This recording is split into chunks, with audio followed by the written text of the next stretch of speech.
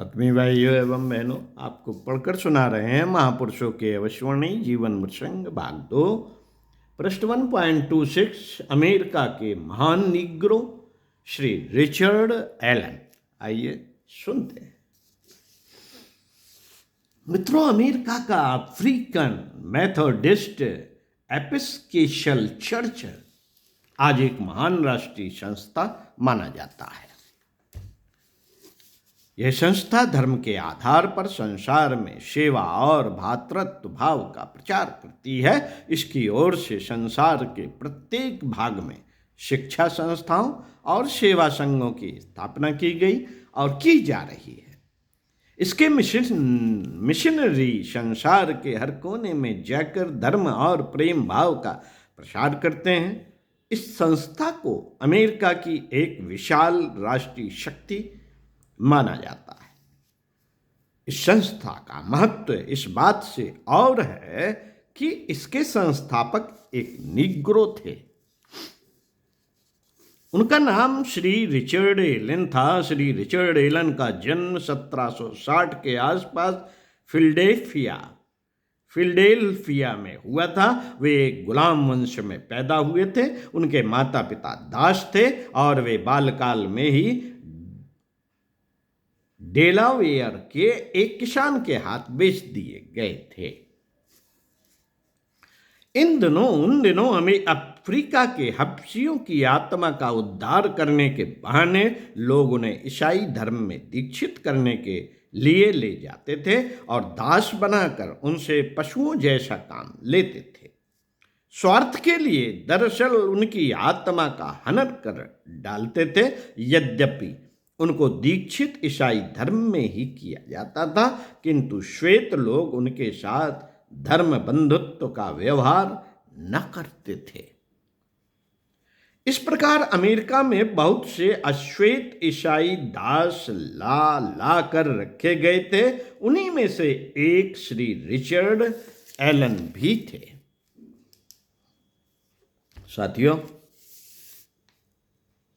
Shri Richard Elon में प्रारंभ से ही धर्म और ईश्वर के प्रति बड़ी आस्था थी। वे अपने अति व्यस्त जीवन में से किसी न किसी समय ऐसे क्षण निकाल ही लेते थे जिनमें प्रभु की प्रार्थना कर लिया करते थे।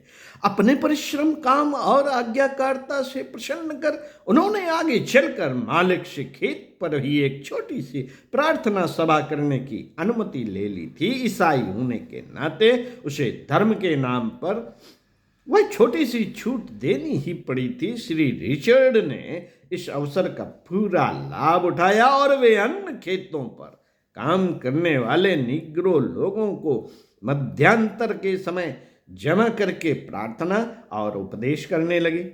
प्रार्थना और उपदेश का विषय गुलामी से मुक्ति और आत्मा के जागरण के सिवाय और हो ही क्या सकता था। श्री रिचर्ड के संपर्क में आने वाले निग्रो लोगों को अपना अस्तित्व बोध होने लगा और उनके बीच रिचर्ड का प्रभाव भी बढ़ने लगा। किंतु स्वार्थी श्वेत मालिक अपने मोल लिए अश्वेत दास की लोकप्रियता सहन भी कैसे कर सकता था और कैसे दूसरे अश्वेत स्वामी की शिकायत करने और अपने दासों को वर्जित करने से मान सकते थे। निदान श्री रिचर्ड की प्रार्थना सभा पर न केवल प्रतिबंध ही लगा दिया गया, बल्कि अश्वेत दासों पर शक्ति और काम की मात्रा भी बढ़ा दी गई। साथियों, अहंकारी और स्वार्थी लोगों का यही तो दुर्भाग्य होता है कि वे अपने लोभ और अहम के लिए धर्म की धज्जियां तक उड़ा सकते हैं। लेकिन रिचर्ड को तो धर्मोपदेश और दासों के बीच जागरण की लगन लग चुकी थी। वे किसी भय से ईश्वरीय कार्य से विरत भी किस प्रकार हो जाते। उन्होंने उपाय निकाला। उन्हें पता था कि दास प्रथा में एक ऐसी मद भी है कि जो दास अपनी कीमत और उस समय तक अपने आने वाले खाने पहनने के खर्च का भुगतान मालिक को कर दे, वह दासता से मुक्त हो सकता था। रिचर्ड ने इसी उपाय का अवलंबन लिया। अमेरिकी क्रांति के समय जब काम की बहुतायत हो गई और सभी को उसमें हिस्सा बटाने का अवसर मिला, तो रिचर्ड ने मालिक का काम करने के बाद अपने विश्राम का सारा समय, यहाँ तक कि रात में सोने का समय तक अतिरिक्त मजदूरी में लगा दिया। उन्होंने उन गाड़ियों, ठेलों, छकड़ों को खींचने का काम किया जिन्हें घोड़े, गधे और खच्चर खींचा करते थे। साथियों, पुरुषार्थी रिचर्ड ने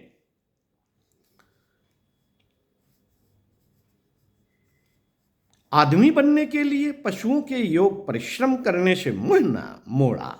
इस प्रकार धन जमा करके मालिक का सारा पैसा मैं सूद ब्याज के चुकता करके अपने को मुक्त कर लिया। दूसरे प्रायः जिस बात को संभव समझते थे, रिचर्ड ने उसे संभव कर एक उदाहरण उपस्थित कर दिया। अब रिचर्ड एलन डेलावेयर से फिलाडेल्फिया चले आए और एक स्वतंत्र नागरिक की तरह रहने और काम करने लगे। यूं तो अमेरिका के किसी भी चर्च में अश्वेतों को जाकर प्रार्थना करने की अनुमति नहीं थी, लेकिन एक सेंट जॉर्ज चर्च ऐसा जरूर था जहां अश्वेतों का प्रवेश वर्जित नहीं था।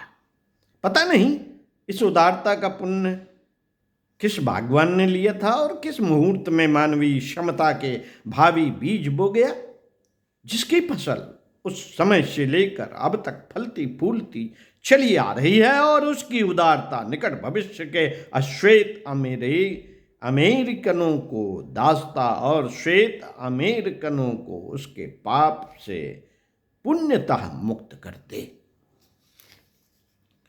रिचर्ड एलन इसी चर्च में जाने और प्रार्थना के साथ धर्मोपदेश करने लगे।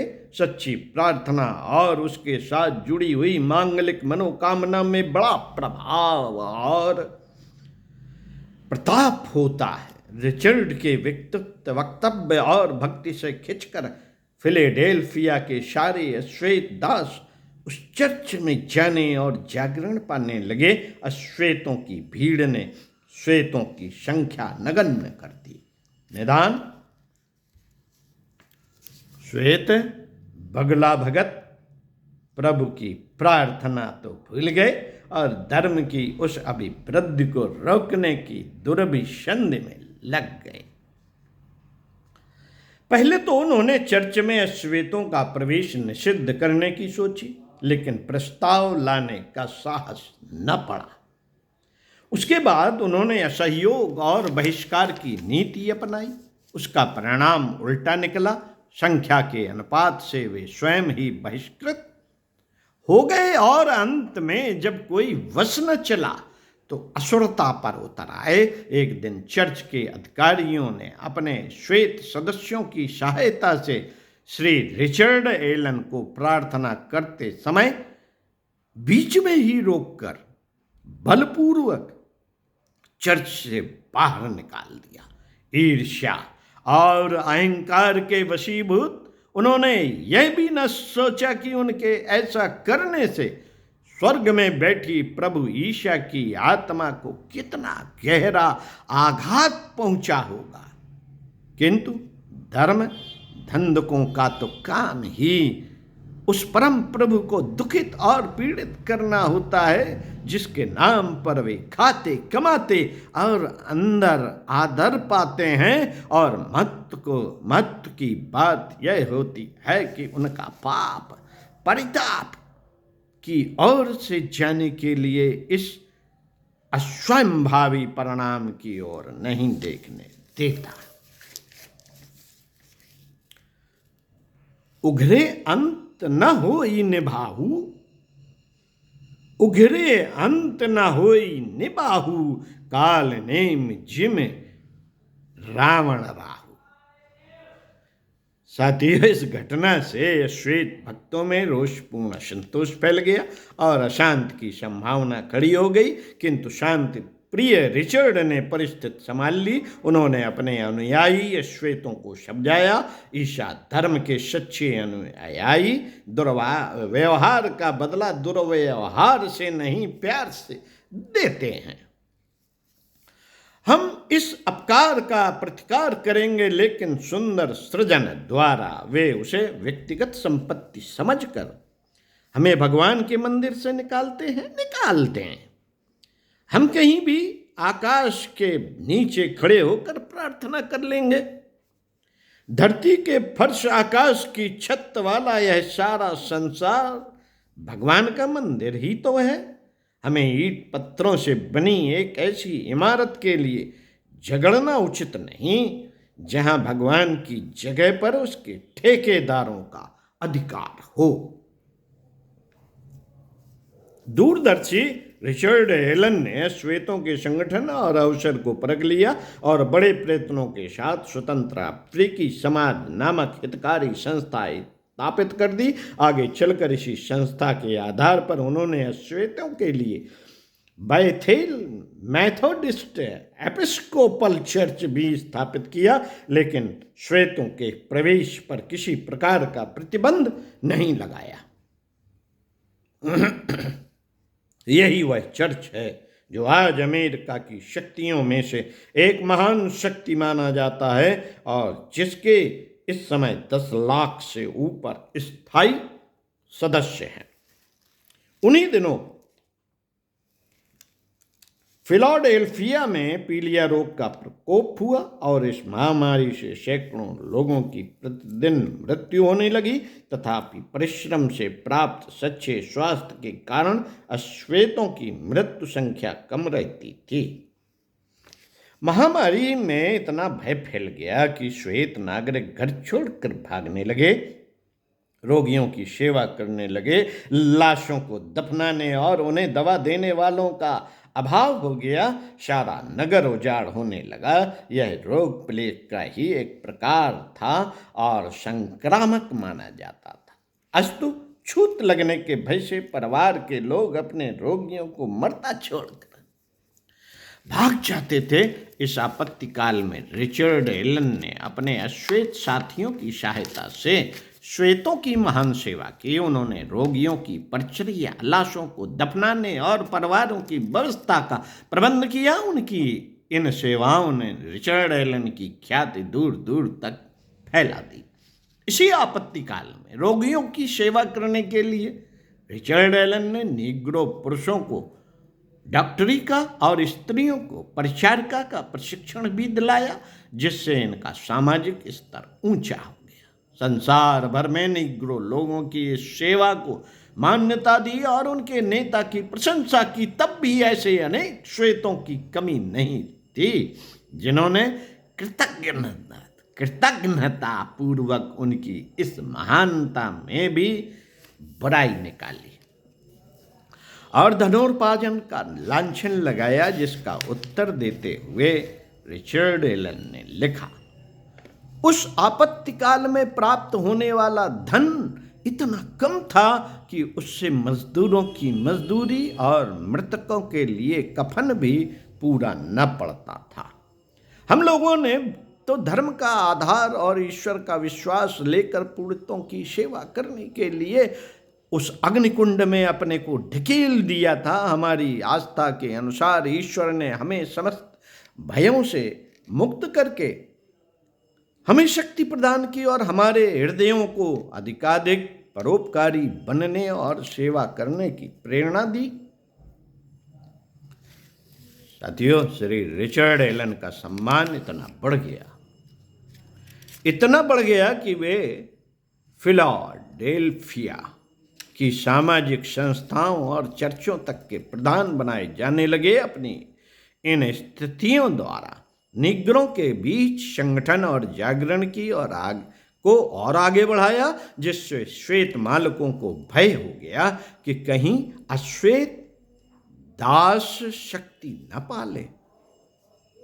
और तब अमेरिका में अपने अधिकारों की मांग करके बराबरी में न आने लगे। अस्तु उन्होंने निग्रो लोगों को अफ्रीका वापस भेजने की दुर्विसंधि रची और इसके लिए उनसे स्वीकृत हेतु जबरदस्ती हस्ताक्षर लेने लगे।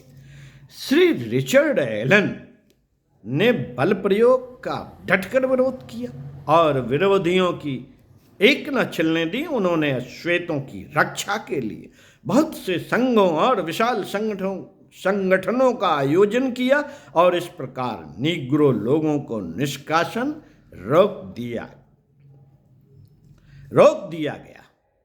श्री रिचर्ड एलन लगभग 71-72 वर्ष तक जीवित रहे और अपनी पूरी आयु तक इसी प्रकार निग्रो जनों में जागरण और मुक्ति भावना का प्रचार करते रहे।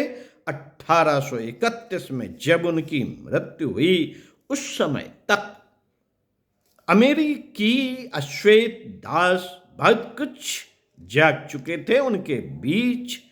तब से अब तक जो स्वातंत्र शिखा जलती आ रही है उसमें श्री रिचर्ड एलन की तपस्या, उनके त्याग और उनकी प्रेरणा ज्योति प्रदीप्त हो रही है। दास मुक्त के लिए जिस आधार को उन्होंने अपने जीवन का क्षण क्षण त्याग कर बनाया था उस पर अब भवन बनना प्रारंभ हो गया, जो शायद कुछ दिनों में पूरा हो जाएगा। ओम शांति। सुनते रहिए, आगे आपको इसी वीडियो के क्रम में पढ़कर सुनाएंगे प्रेसिडेंट कैनेडी जो हब्शियों के लिए बलिदान हो गए। ओम शांति।